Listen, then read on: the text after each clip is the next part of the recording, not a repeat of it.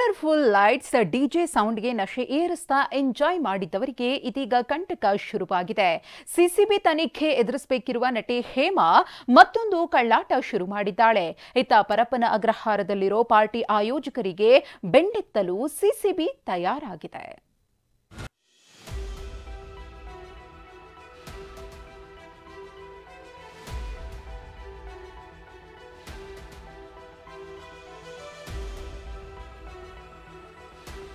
Rave ಪಾರ್ಟಿಯಲ್ಲಿ ಸಿಕ್ಕಿಬಿದ್ದಾಗಲೂ ಕಳ್ಳಾಟ, ವಿಚಾರಣೆಗೆ ಕರೆದ್ರು ನವರಂಗಿ ಆಟ. ಆಗ ಹೈದರಾಬಾದ್ ಕತೆ ಕಟ್ಟಿದ್ದ ತೆಲುಗು ನಟಿ ಹೇಮಾ ಈಗ ವೈರಲ್ ಫೀವರ್ ಅಂತಿದ್ದಾಳೆ.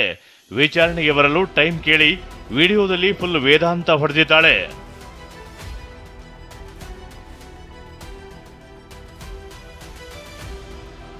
ವೈರಲ್ ಫೀವರ್ ಅಂತ ವಿಚಾರಣೆಗೆ ಗೈರಾದ ನಟಿ ಹೇಮಾ.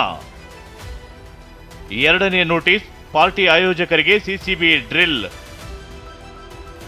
ಎಲೆಕ್ಟ್ರಾನಿಕ್ ಸಿಟಿ ಬಳಿ ನಡೆದಿದ್ದ ರೇವ್ ಪಾರ್ಟಿ ಕೇಸ್ನ ತನಿಖೆ ಚುರುಕುಗೊಂಡಿದೆ.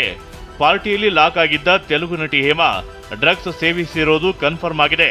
ಹೀಗಾಗಿ ವಿಚಾರಣೆಗೆ ಹಾಜರಾಗುವಂತೆ ಸಿಸಿಬಿ ನೋಟಿಸ್ ನೀಡಿದೆ.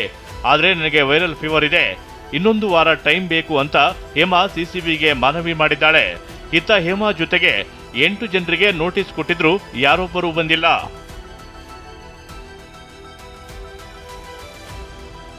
ವಿಚಾರಣೆಗೆ ಚೆಕರ್, ಲೈವ್ನಲ್ಲಿ ಹೇಮಾ ಬ್ಯುಸಿ.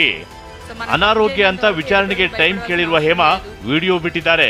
ತಪ್ಪುಗಳಾಗುವುದು ಸಹಜ, ನಾವೇನು ದೇವರಲ್ಲ, ಕ್ಷಮೆ ಕೇಳಿದ್ರೆ ಆಯ್ತು, ಒಂದು ಸುಳ್ಳು ಹೇಳಿದ್ರೆ ಅದನ್ನ ಮುಚ್ಚಿಡಲು ಮತ್ತೆ 100 ಸುಳ್ಳು ಹೇಳಬೇಕಾಗುತ್ತೆ ಅಂತ లైవ్ನಲ್ಲಿ ప్రవచన ನೀಡಿದ್ದಾಳೆ.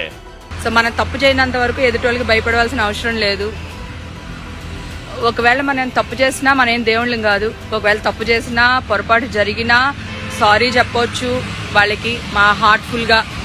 సో అప్పుడు మనం చాలా ఫ్రెష్గా ఉంటాం. అలాగే ఒక అబద్ధం చెప్తే దాన్ని కవర్ చేయడానికి 100 అబద్ధాలు ఆడాలి. సో అందుకని 99.9% అబద్ధాలు ఆడకుండా ఉండడం చాలా బెటర్.